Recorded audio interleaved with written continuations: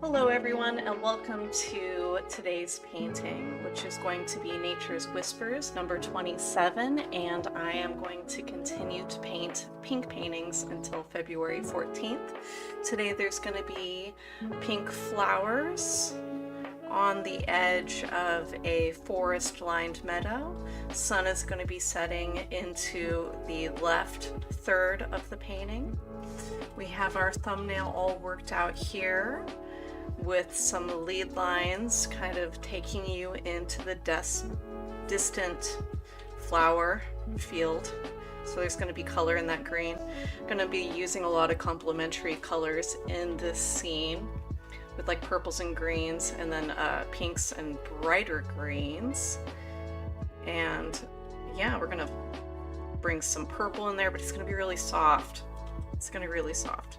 So I'm going to start with the gold underpainting and establish our values there. If you are interested in the reference photos that I'm going to be using for today's painting, they are available on the art community Discord. This vibe, but I'm going to be, the whole thing is reworked for the painting, of course. And those are free for you to use as well. Also, if you're interested in sharing what you've created as a result of the stream, you can do it in that Discord channel as well. I'm going to start with the dark values.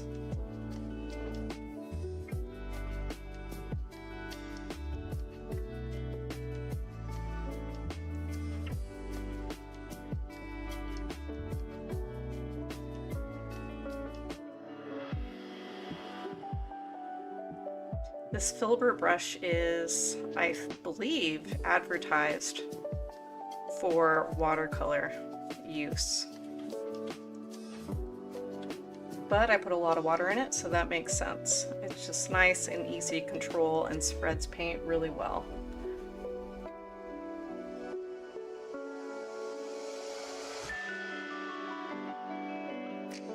The light is going to be coming from right here.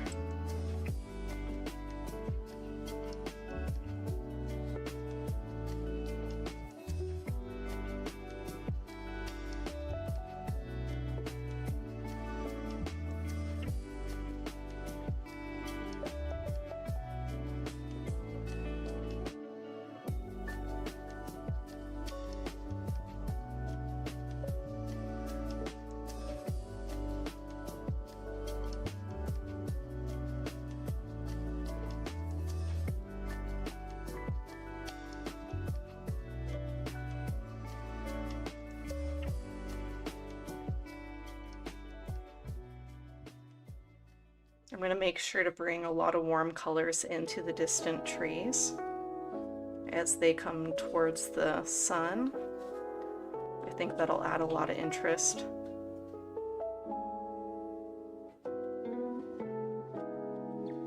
To that distant horizon, because I want to bring the eye all the way back there.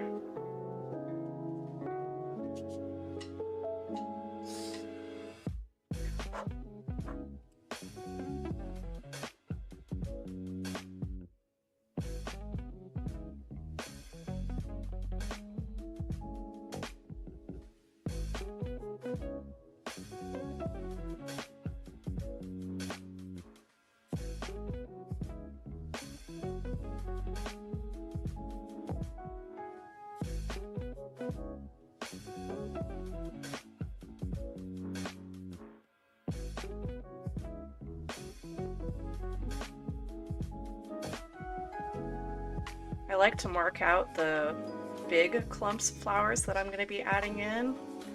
Kind of make sure that they're pointing in the direction that I want your eye to go in, but then there will also be stragglers coming out of those shapes.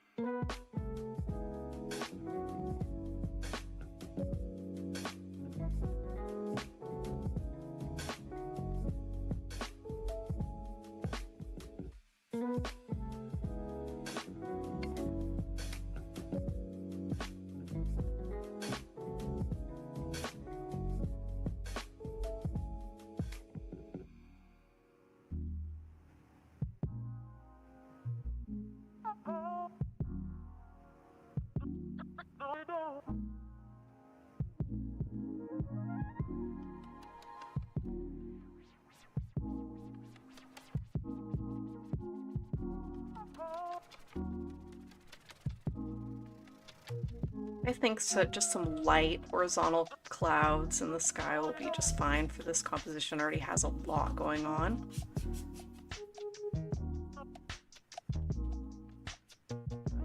Just gonna cover up the white with the light gold.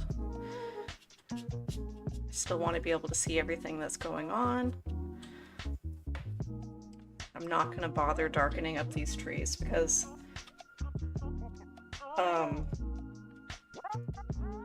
I don't want to make unnecessary pencil marks that I'm just going to cover up, or maybe I'll choose not to cover them up later on. I want to leave that kind of open-ended. As long as I know where the trunks are, I can work with that. Okay, now that is completely done. I'm going to work on the background trees first, and I'm going to need kind of a small brush. That's kind of a small area. I'm going to get...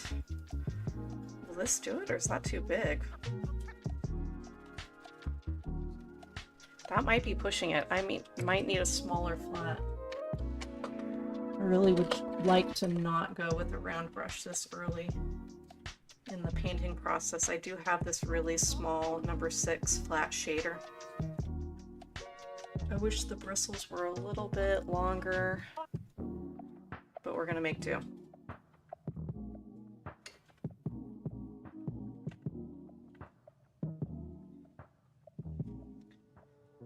First, we gotta mix some green. I got this silicone little wedge right here.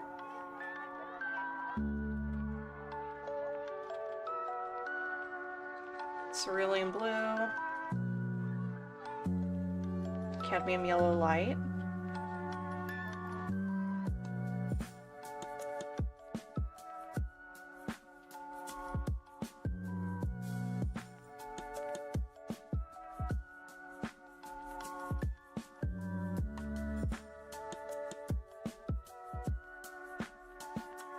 I'm going to be using a good amount of green, so I'm just going to mix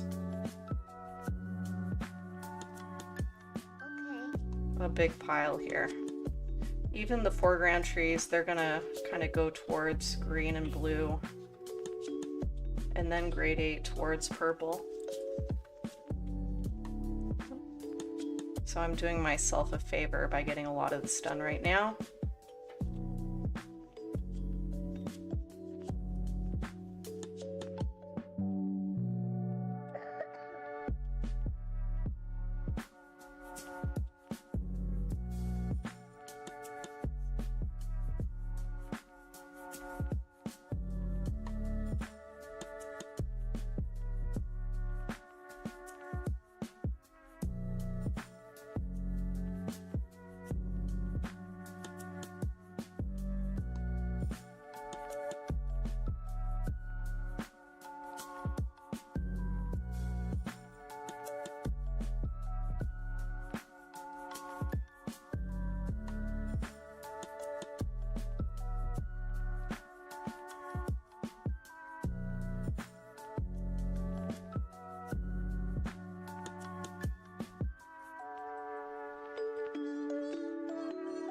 Adding a little bit of our gold to the ultramarine and the magenta is going to give us our darkest value. And how much blue versus how much magenta is going to dictate whether it is warm or cold. But that is looking...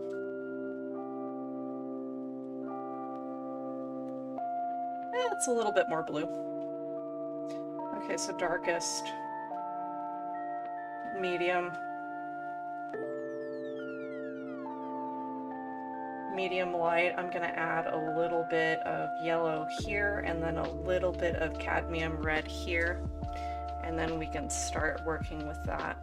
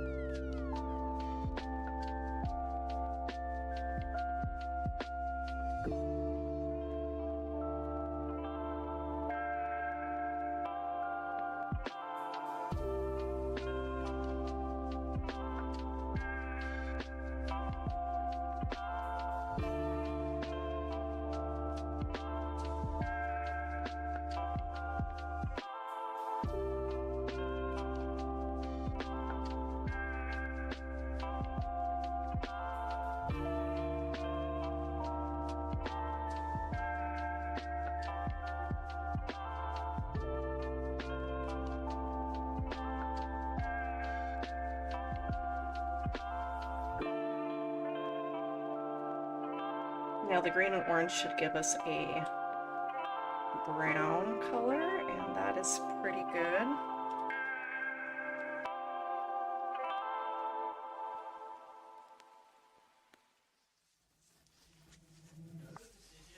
That'll give us the ability to warm up greens where we need to warm them up.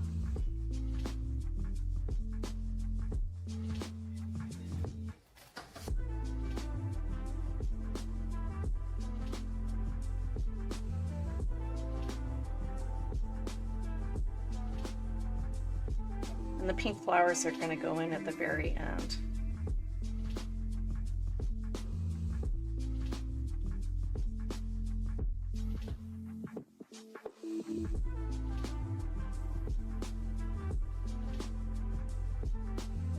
Okay, I think we could start with that.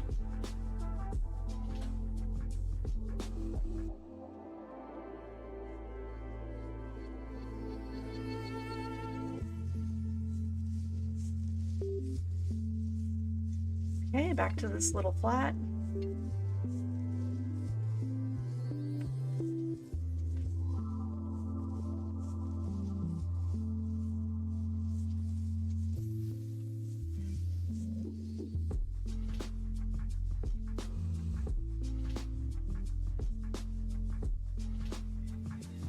I'm going to use horizontal brush strokes.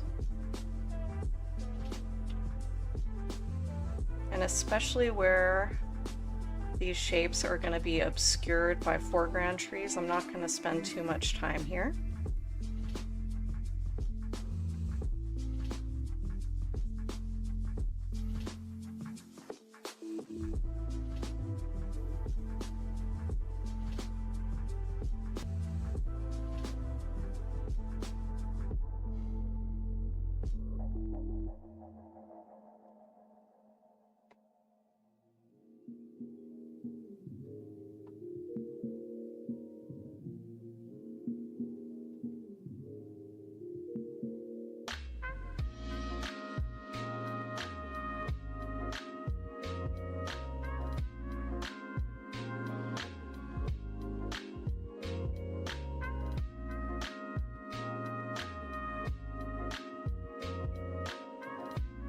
Okay, and as I get away from the sun, I'm gonna switch over to the cooler green.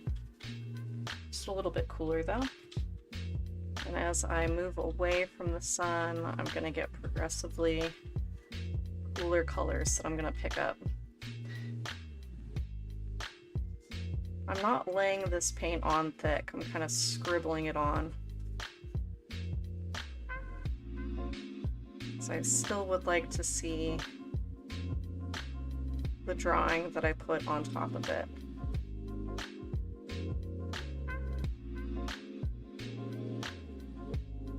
Ooh.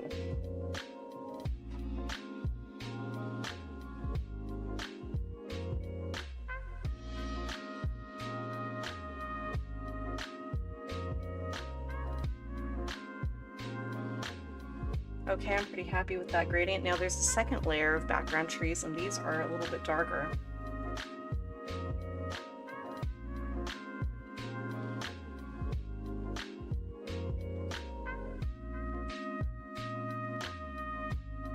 I say a bit darker and then I grab our darkest value, but I'm bringing it up to that medium green that we just used. I'm going to mix it in. It's going to desaturate it and darken it just a little bit.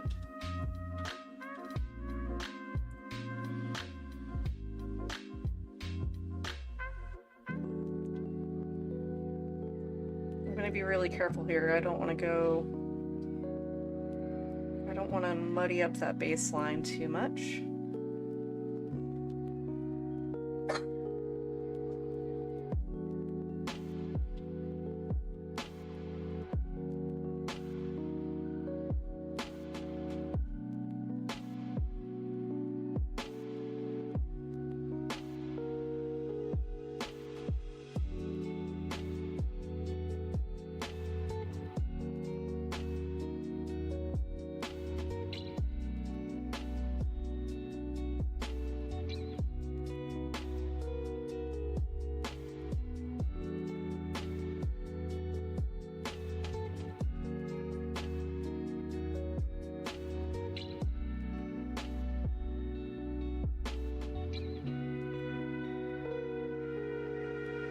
leave the horizontal scrubbing of the background trees on is kind of it's a Bob Ross thing. So I'm kind of enjoying that thought.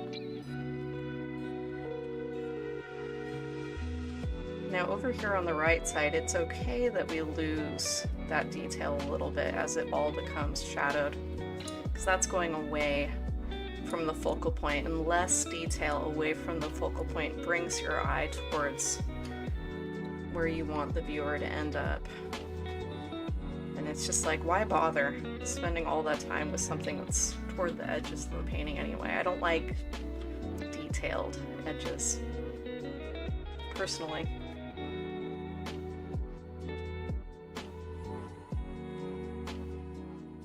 Okay, so I think that it would be okay if we did some of the field way back there. Now it's kind of desaturated and light right here, so that's actually, I like that. That's real nice.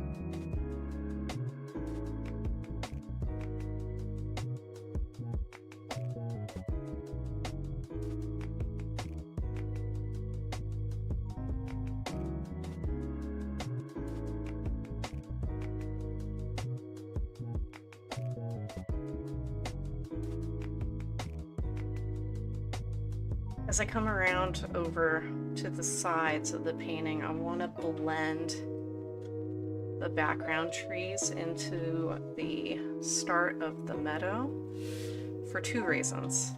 I don't want to draw attention to that harsh line. I don't really need anybody looking over there. So that's solidly background painting.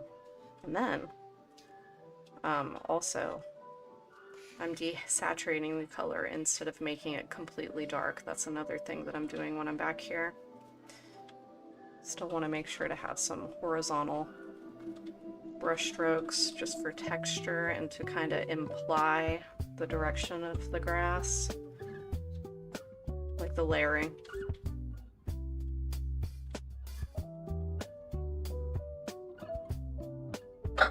Okay.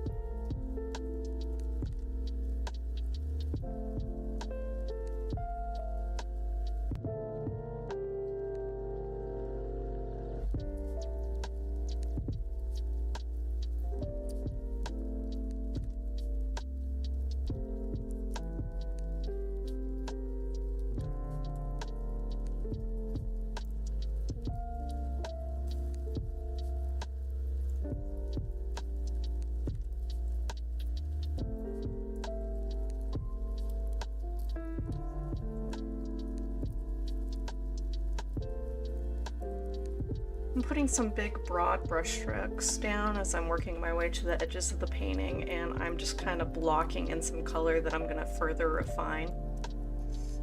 The greens are going pretty darn blue in the shadows, and I feel that works with the colors we're going to be using. So I'm going to let that happen. And I'm going to be overlapping a lot of these colors too, like as shadowed grasses would be covering up some of the ones that are getting more light.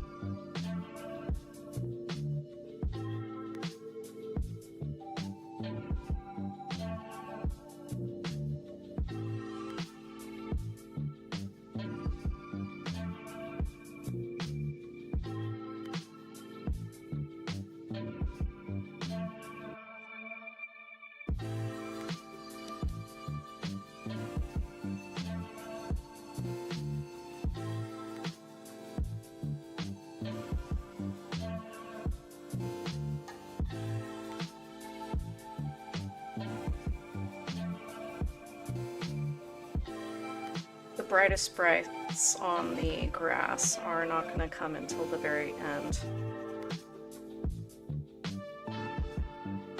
And I'll kind of lay those on top.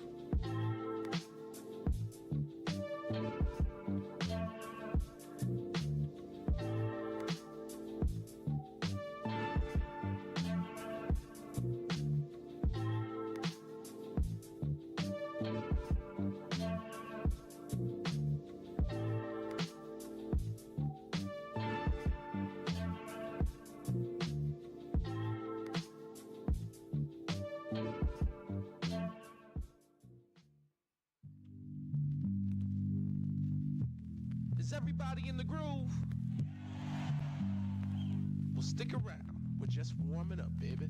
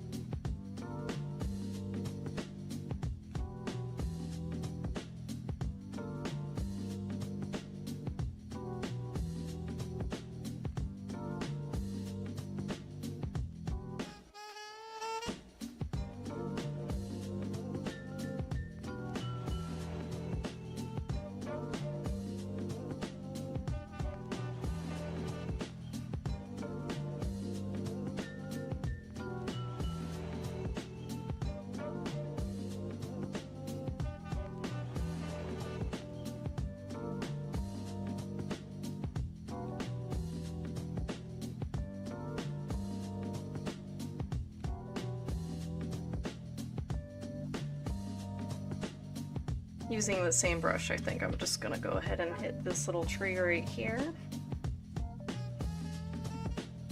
It's a pretty dark one, and I think it's okay if the shapes connect with the grasses that are there on the edge of the painting.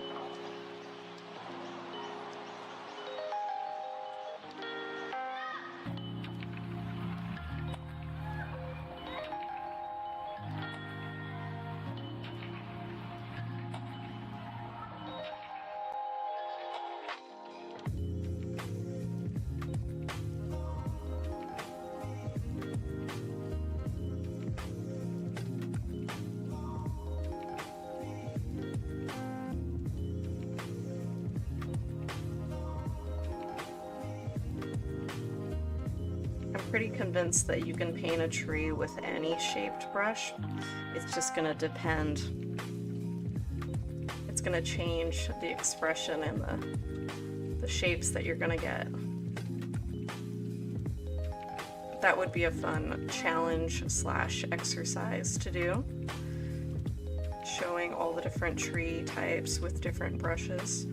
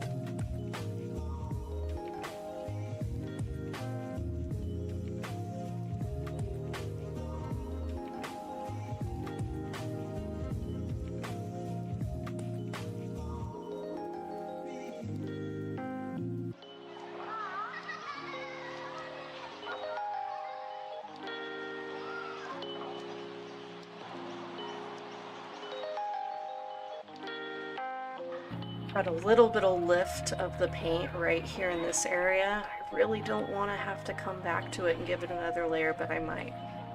But I did my best. I was very gentle with that area, trying not to lift any more off there. So we'll see.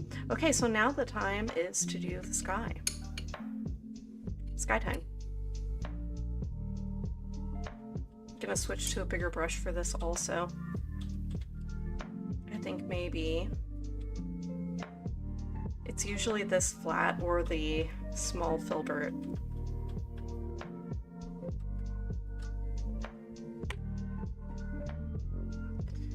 Small filbert.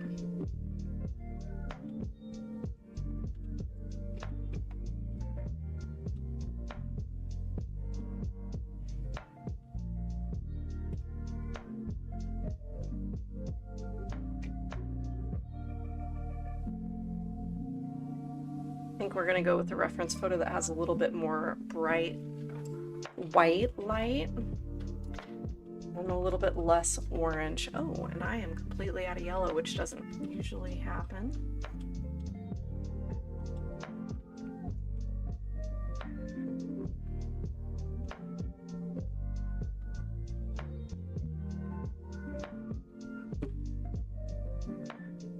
This is a very thrifty way of painting. Not only are we painting small, but we're doing a lot of thin brush strokes instead of big globs of paint. So I paint quite a bit, and I've been sitting on these two tubes for I think a couple of years now.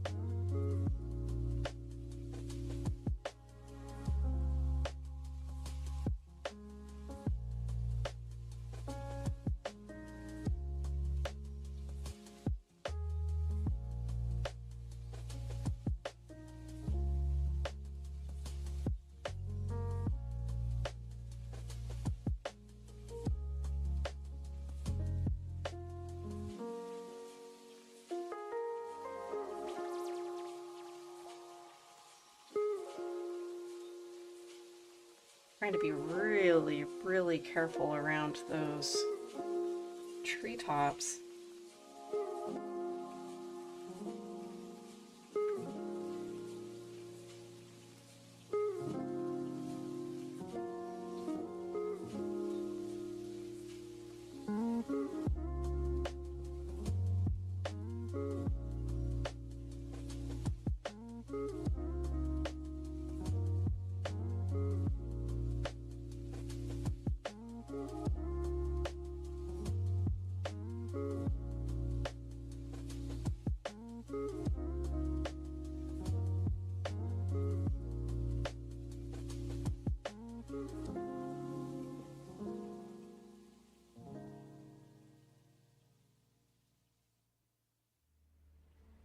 I'm going to kind of pounce in some more yellow and gradate it away from the sunspot.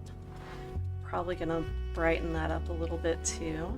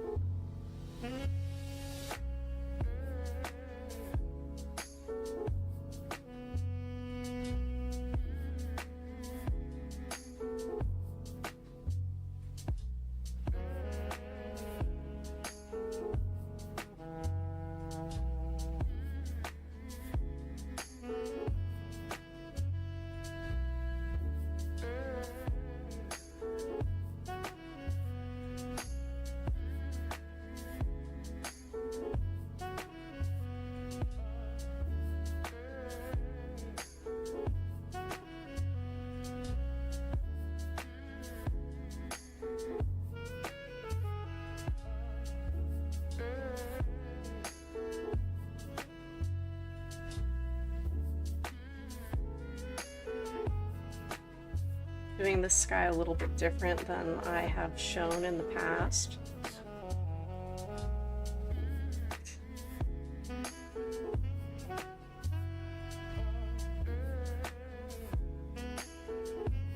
Get a little bit of a different result. Now I'm going to put a little bit of purple on the very outskirts of the sky, but just to kind of darken the edges to hug the painting, give it a nice hug, warm hug.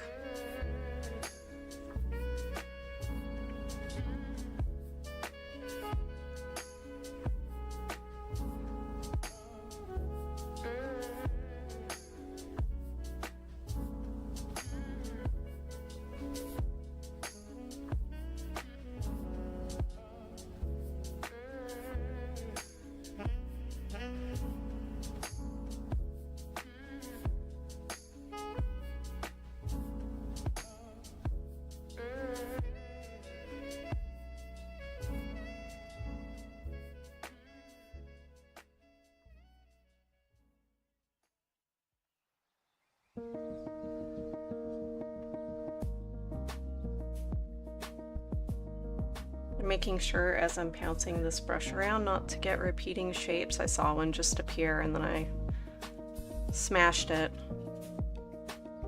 Don't want any of that.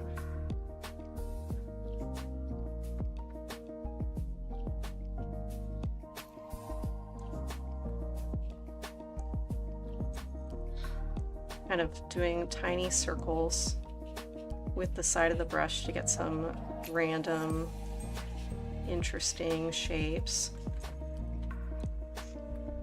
And then maybe just a little bit of white over here behind these trees. That's going to be pretty well obscured.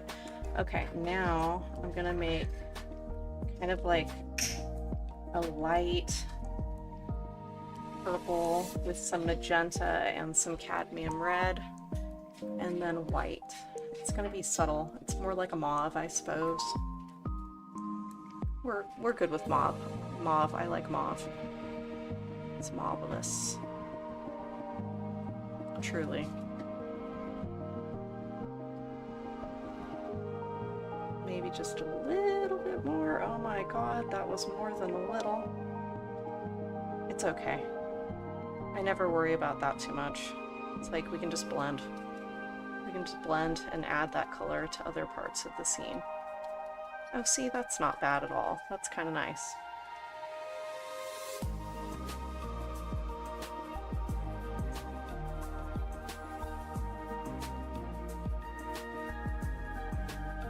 And then of course we can just add that white back on there.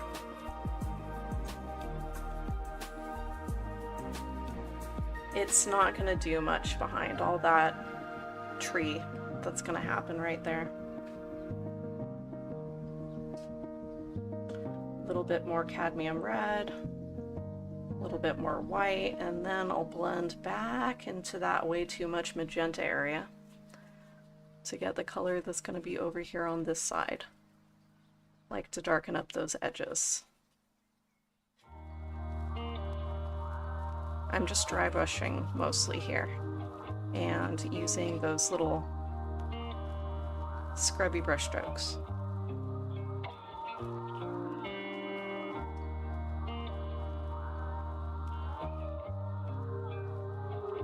Then scumble scumble.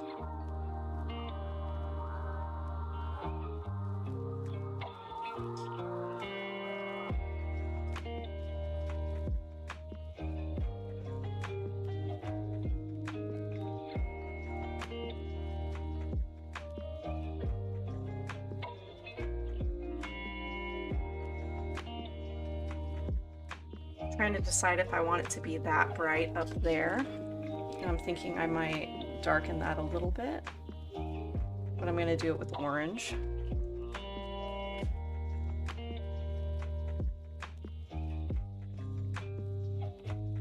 So that's a little too bright for being that far away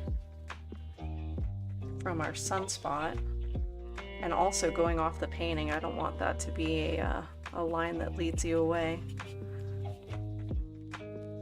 Now I'm going to use that same color and pull it into the clouds over on this side.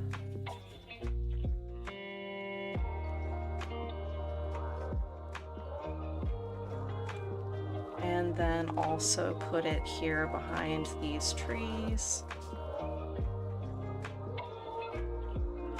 Okay, now I want to add more of this orange here, back here.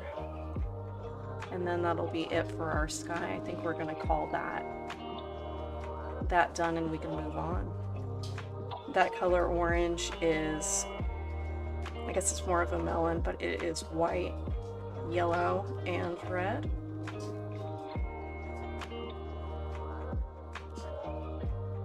A little bit more white, maybe a little bit more red.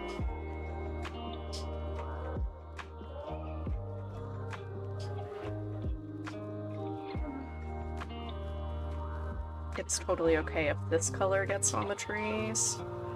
It's just gonna warm them up.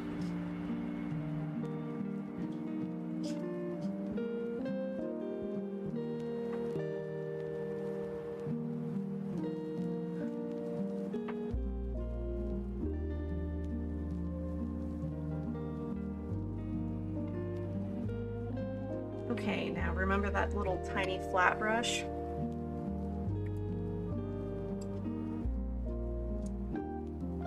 Gonna bring him back out here, make sure most of the dark color is out of there. I'm gonna warm up the trees that are directly below our sunspot. I'm gonna use the edge of the flat and just make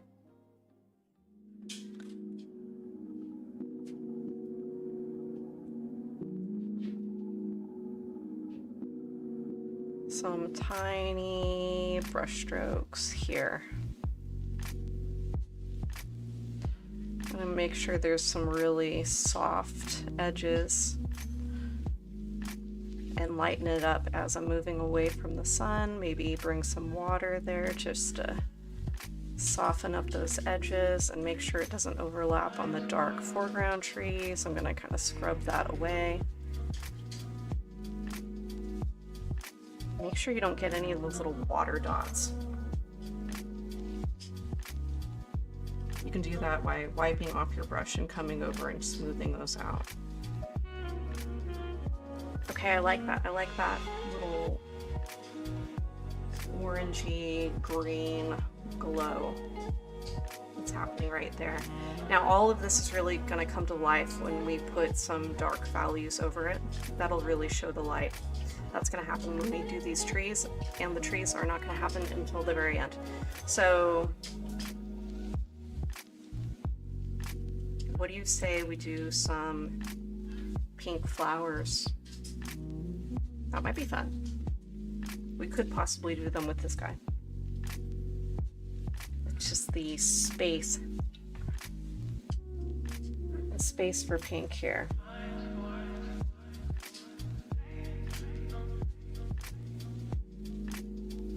We've been doing these pink paintings and it requires a lot of mixing. I think that's a good medium pink right there.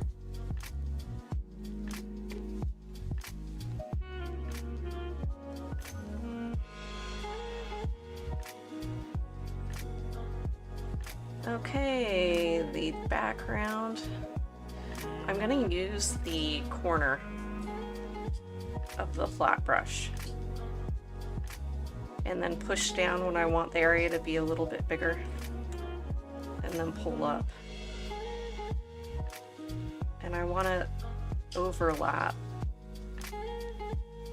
where that space is painted and drag a little bit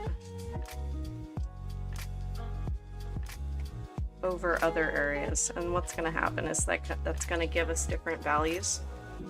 It's going to give us the impression that the flowers are more sunk into the grass or more bright. And I'll put highlights on later.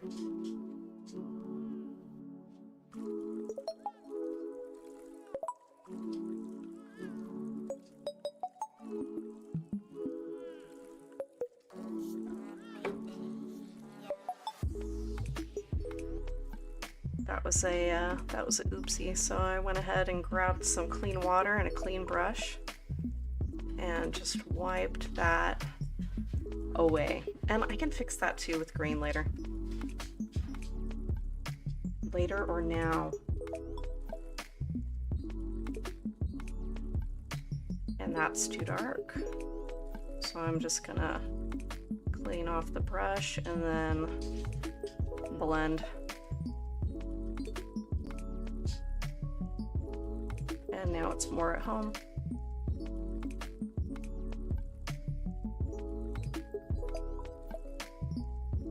Okay, now where were we? With that pink color, that medium pink color, which by the way looks fantastic on that green.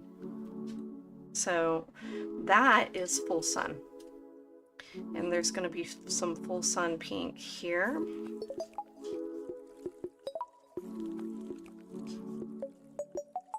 And then I think that right there is where that's going to end. And then not more than possibly just a little bit there. Now I need a darker color and it's going to have more magenta in it. I think I'm just going to pick it from right there. And I'm going to add some shadowed pinks.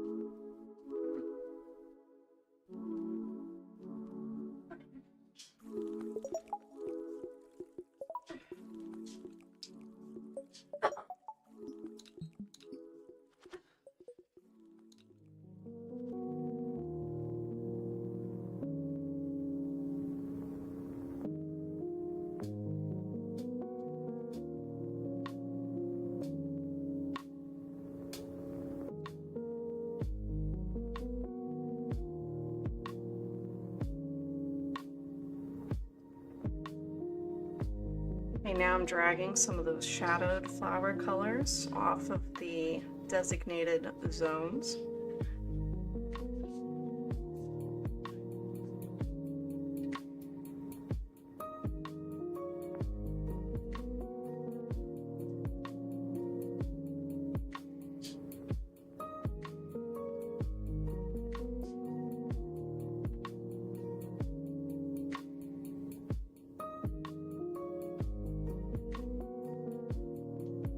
Lovely, that's going to be great with the highlights. Let's get that brush real clean.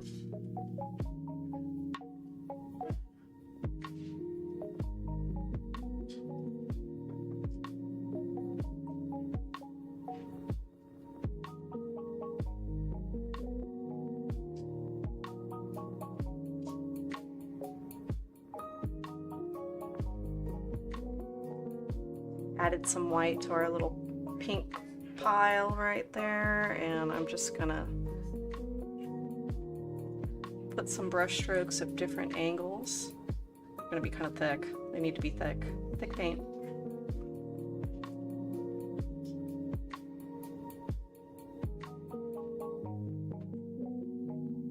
Overlapping the green. Different shapes.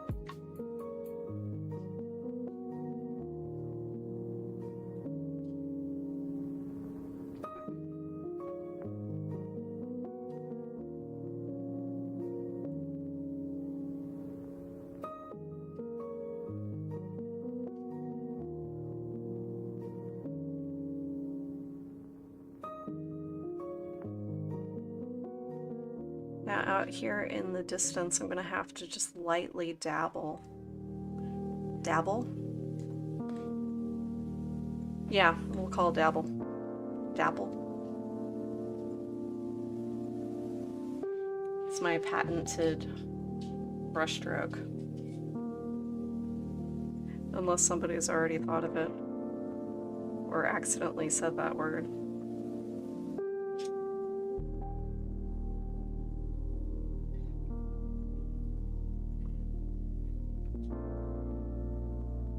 I'm using the edge of the point brush in case you missed that rotation. I rotate the paint brushes a lot to get different shapes.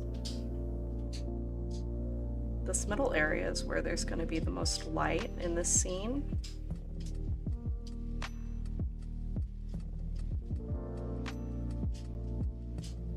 We want to give the impression that there's little bunches of flowers way out yonder.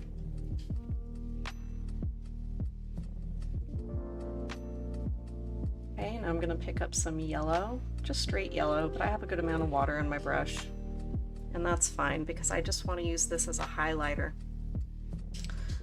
I'm not going to put it all over the place, so I'm just going to drag it in a couple key spots using horizontal brush strokes.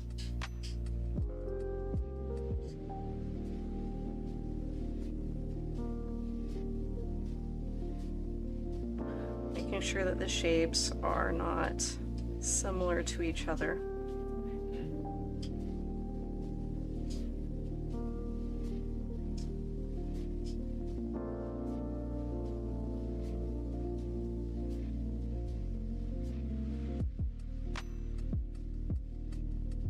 Just some grass with some light on it.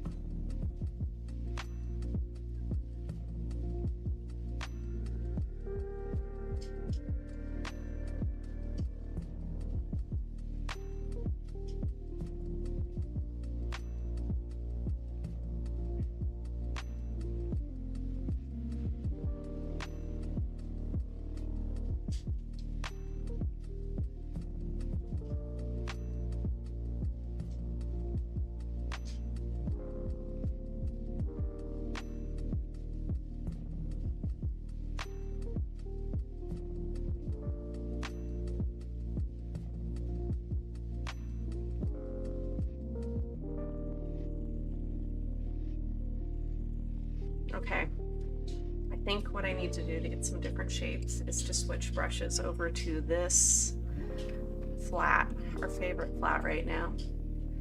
Although I do switch out favorite flats here and there.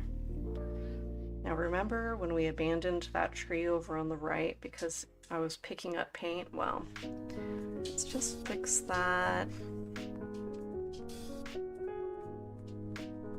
Using some big broad brush strokes just in case they show. We want to make that look like that's on purpose. Now I'm gonna go over to the medium green but add a little bit of that darker value, possibly some warm, and that's why we mixed that brown earlier. The option to mute to get a little bit more dimension. Now, grassy, bushy brush strokes. Ladies and gentlemen, it was a cold-blooded, premeditated murder.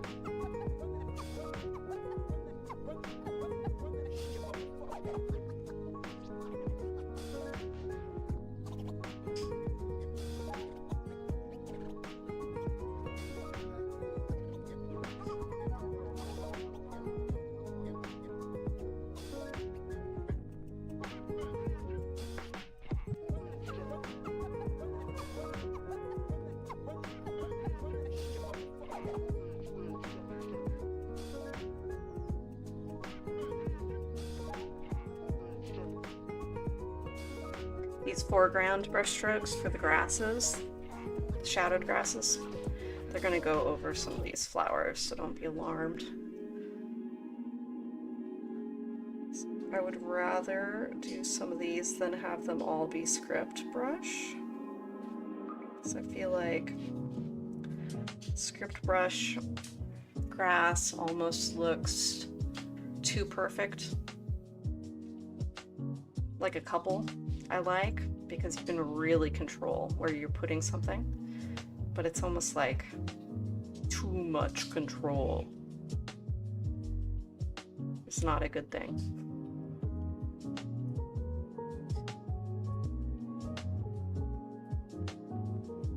You can't have happy accidents when you have that much control. Okay, I'm digging that, what's going on there. And you know, it's totally okay to have some shaded grass go over some of the brightly lit grass. In fact, it gives it more dimension, as if it's a bushel of grass.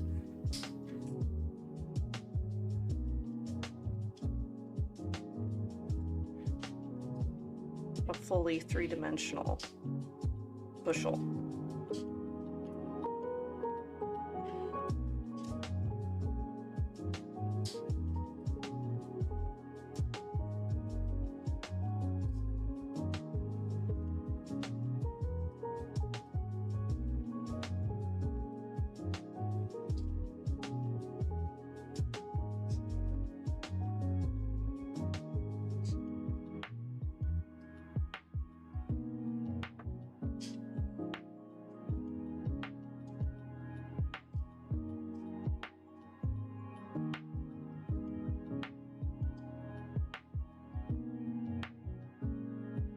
Okay.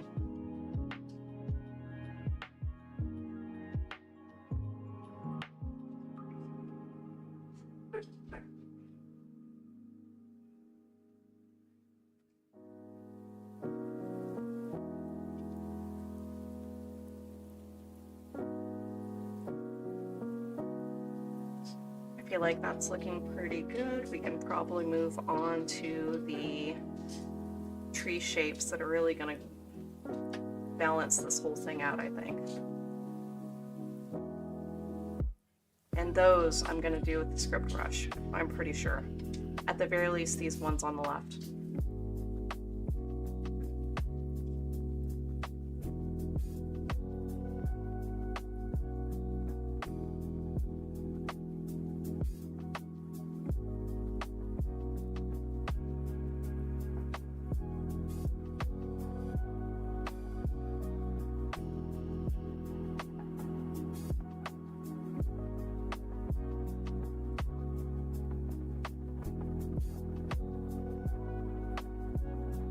And I think this is the part of the painting where we go full departure from any reference or inspiration photos. I think we're gonna add some highlights onto the tips of these grasses. Maybe, well, I don't feel like that tree needs it, but it's gonna wait until the end. We'll wait until the end for all that. It may not need it. We'll let the painting tell us what to do at that point. So now the favorite part, the trees.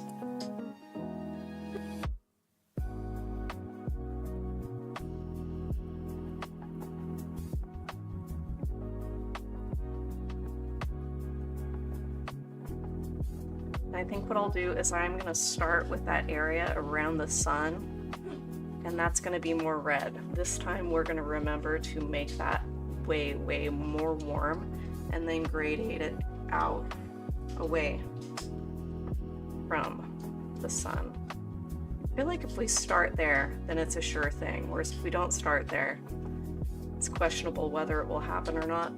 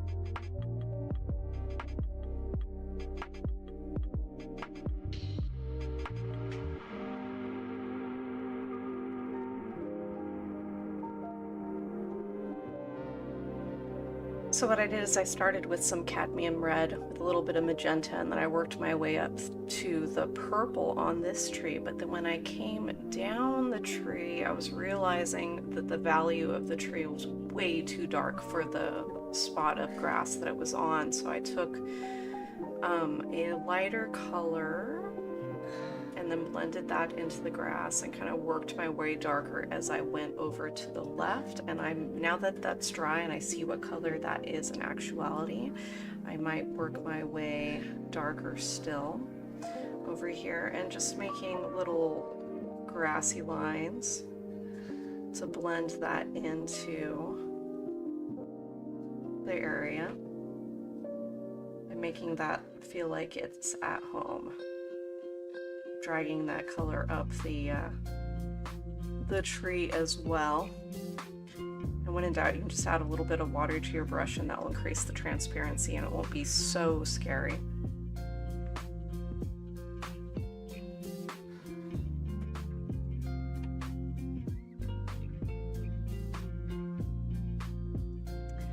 A very common trap that people fall into when they're painting trees, especially when it's a silhouette, or maybe not even when it's just a silhouette, but they'll paint all the branches straight out as if it's two-dimensional, and sometimes I fall into this trap as well. It's like, unless, and I've seen this, people trim trees up one side and then you see the trunk going all the way up and the branches are just sticking out the sides. You know, next to a power line, I guess is where this happens quite a bit. But make sure that you have a little bit more density towards the middle of the trunk. Not necessarily all the time, but maybe alternate it.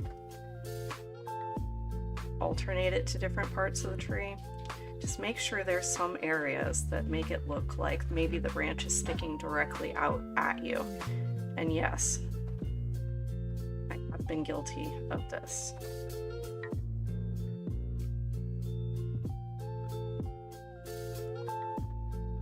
I feel like it's just one of those things you do without even thinking about it. You're like, that looks nice. Yeah, if they were all trimmed like that, they would also look nice, I believe. Okay, now I'm pretty happy with that. I might dapple in some of the sky colors just to create some negative painted shapes, which I enjoy quite a bit. It makes the whole thing sparkle with light.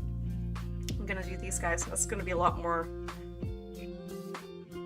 uncomplicated because they're away from the light source. They're off to the side, but I'm gonna bring more blue into this color.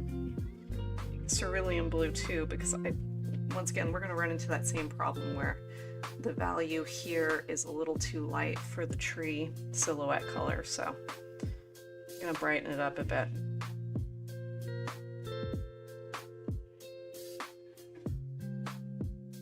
And then of course blend it down into the grass.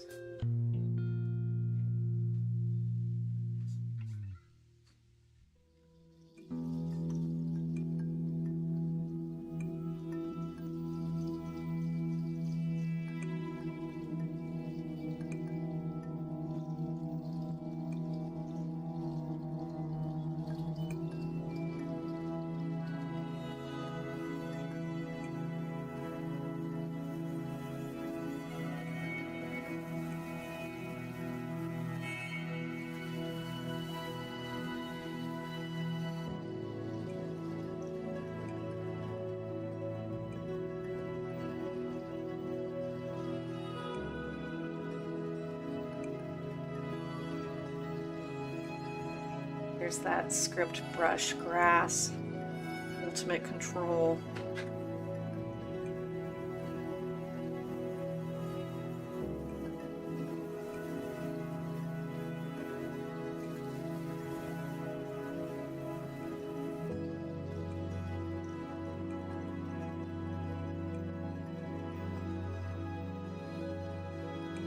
Satisfying though.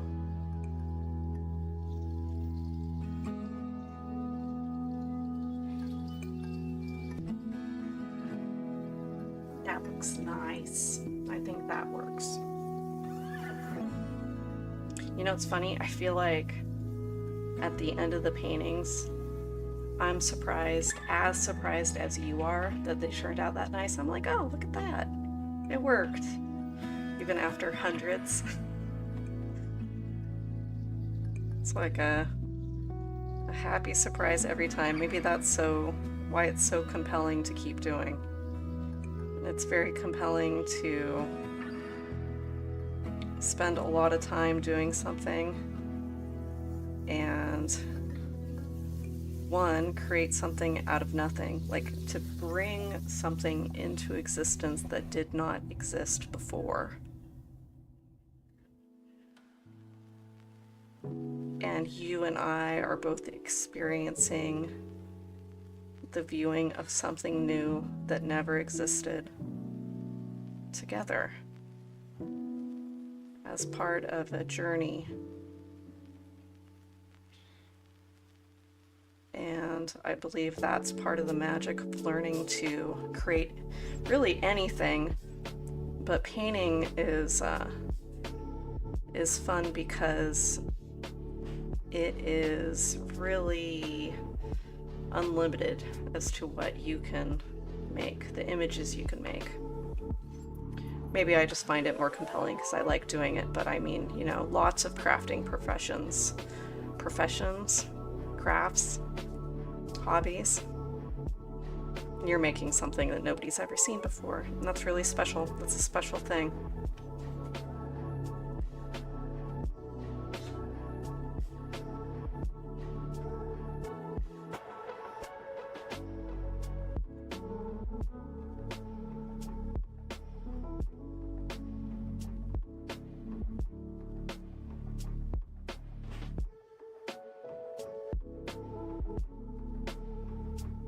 And it is really nice when we can guide people into the appreciation of handcrafted things, handcrafted items, especially like for special moments, for gifts, or to support somebody in your area. Because it really is a part of your community. You know, there aren't 1,000 of these, and they certainly aren't in Target. If something that is made by human hands is in your home, chances are nobody else has ever seen it before. I really like that for wearables too. I know some people that make wearables, and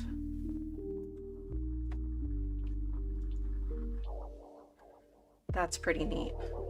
I even find the flaws pretty neat. Especially, ooh, that hand-dyed yarn. Part of me wants to meet the sheep that it came off of. Just to really know, to really experience the thing. That's what I want. I want the sheep or the goat's name tag on the beanie.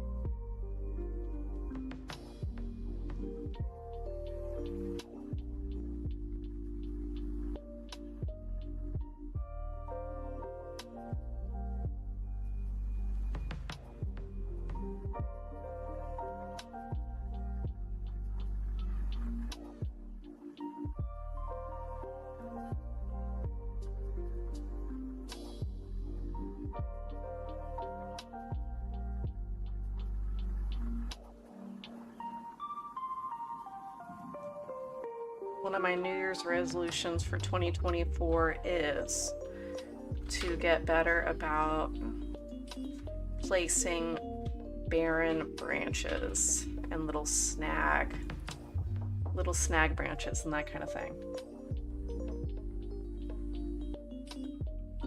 So I have been guilty of painting many forests of perfectly healthy trees.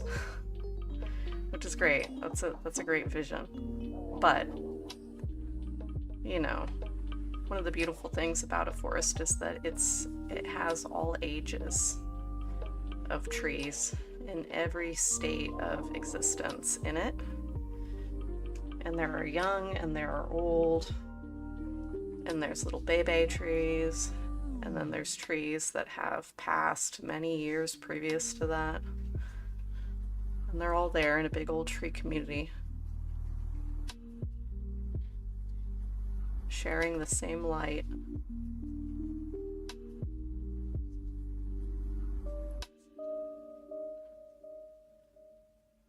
I think I'm gonna make this one reaching out. He's like, hey guys, I love you, but I need to reach out to get a little bit more sun on this side. And that'll help break up some of this space here that we don't necessarily have anything interesting going on.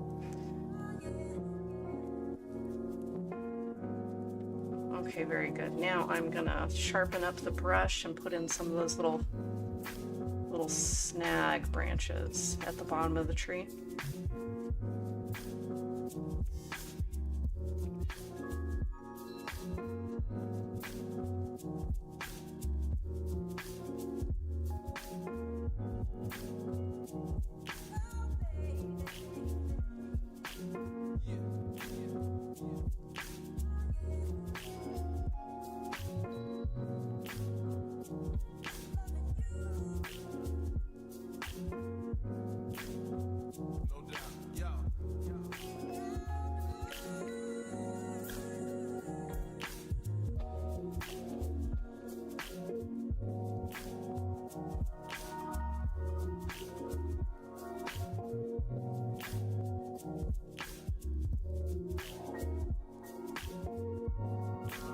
Oh, see, I love them. They're great over there. Okay, so now you can really observe how adding that dark value really brings to life all of the worms, and they're coming out at you, and how overlapping the dark grass onto those light flowers just really gives them dimension and sets them in the scene.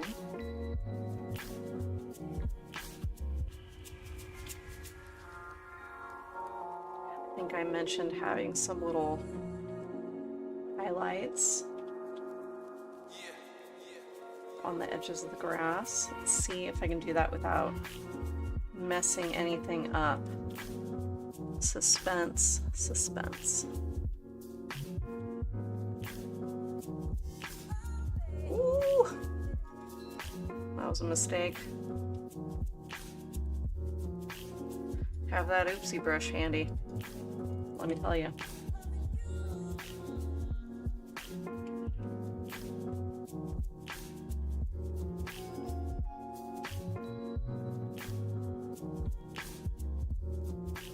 Okay.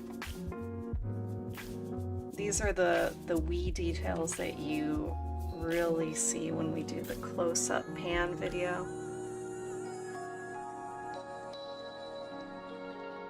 Otherwise, not so much.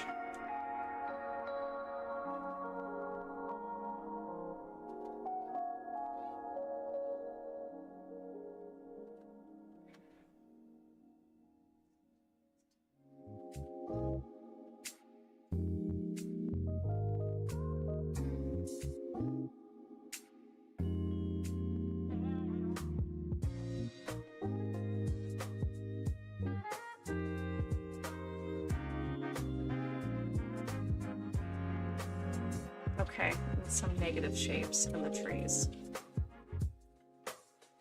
I wonder if it's too weird that this guy is so different from those guys.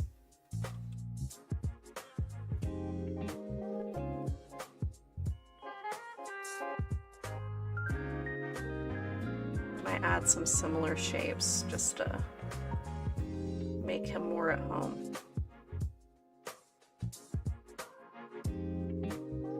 It's okay, it can be a different kind of tree, but I'm just feeling that's a little too different.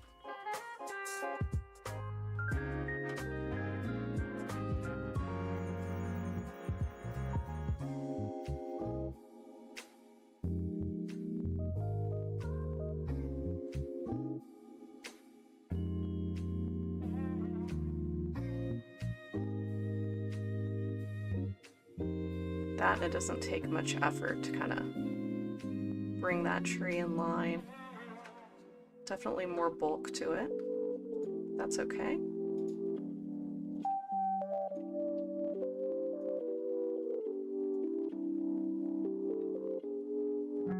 Okay, as that dries, that'll be more blended in. I know that looks alarming as of right now.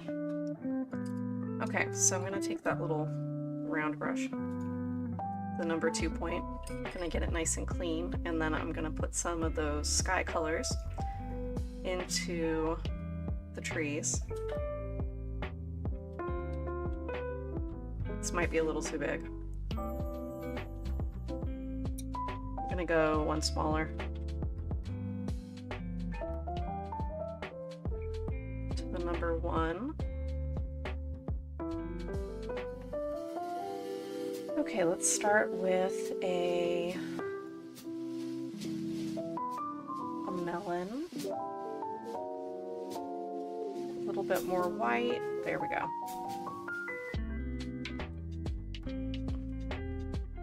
Don't want to get anything on myself right over there. It's still drying.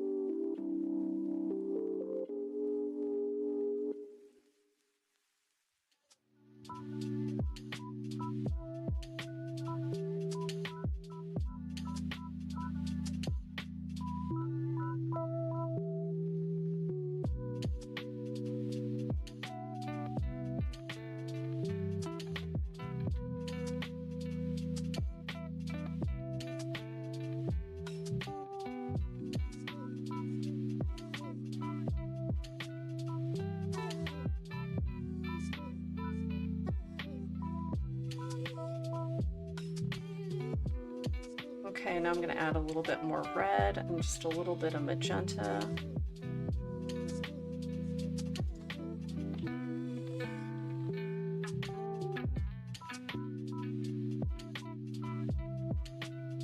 So that color, and I'm going to go up here.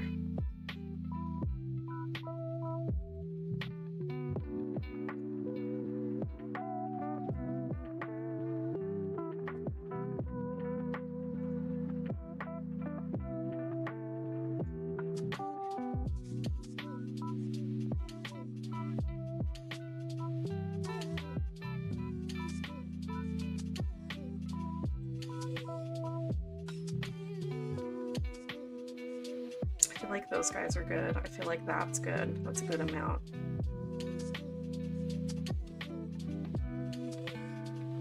I'm gonna put a couple of white ones where the sun is. And then we're gonna step back and kind of look at this and see if it needs anything else.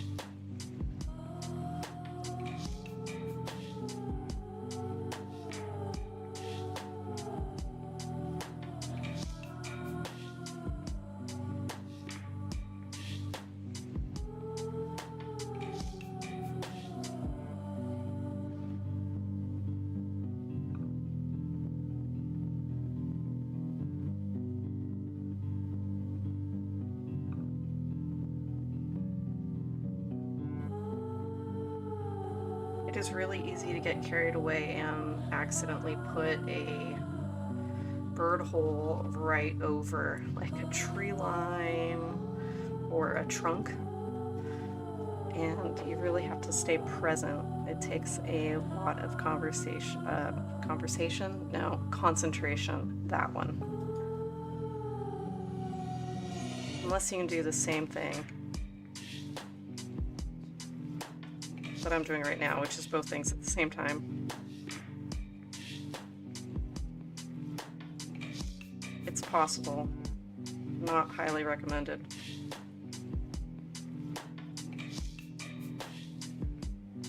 Practice. Practice. Practice. Okay. Let's just take a moment.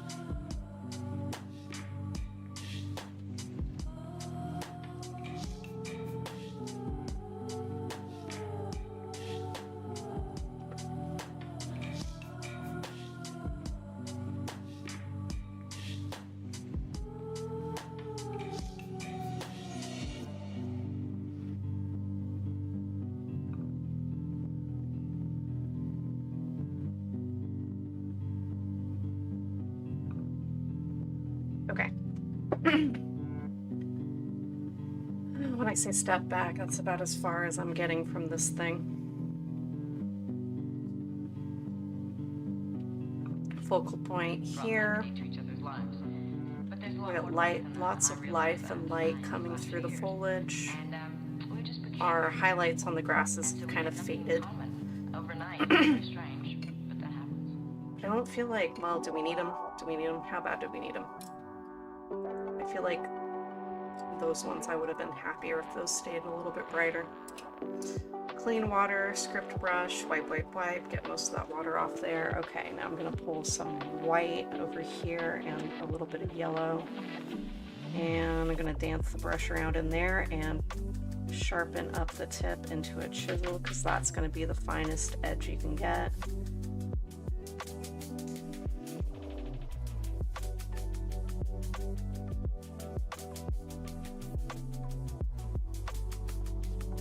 Try to get some of those guys back.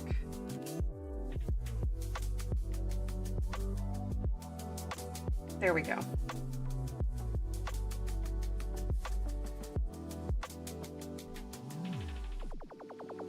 I think this time they'll stick.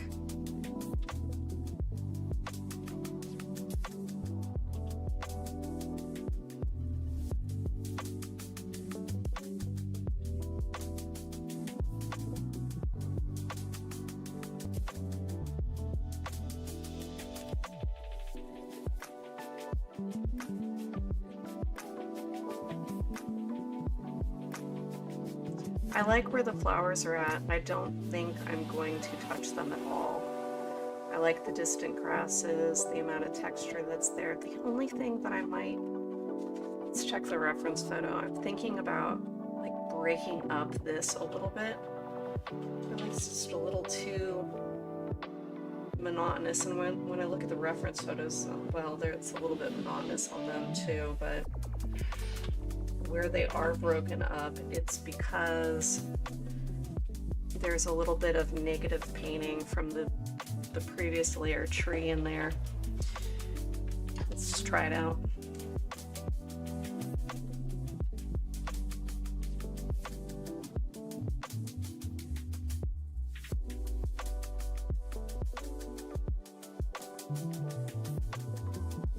Get a warmer, lighter green.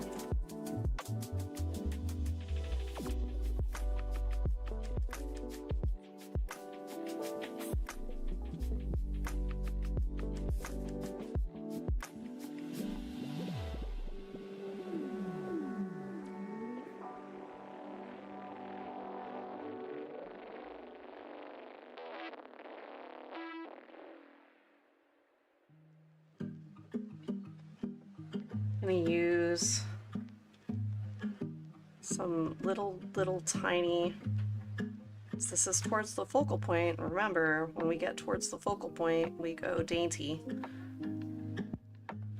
dainty fine details. If they're going to get acknowledged anywhere, it's going to be there. So I'm using some little tiny scratchy horizontal strokes and then some vertical ones as well. Trees are a natural thing, so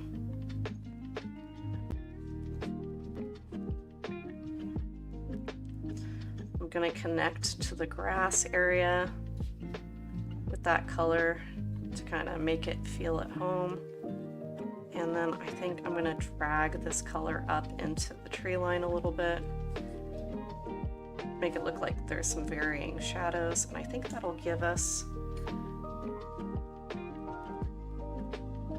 what we wanted as far as like breaking up.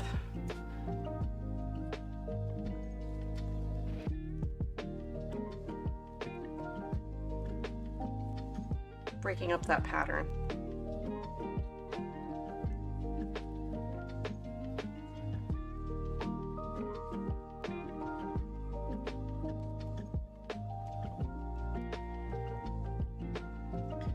Even put in some shadow.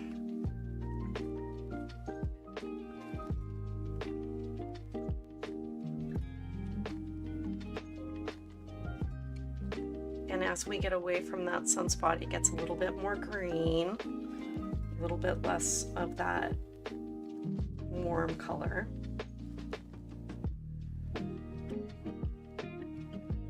This has a lot of water in it, so it's going to change as it dries.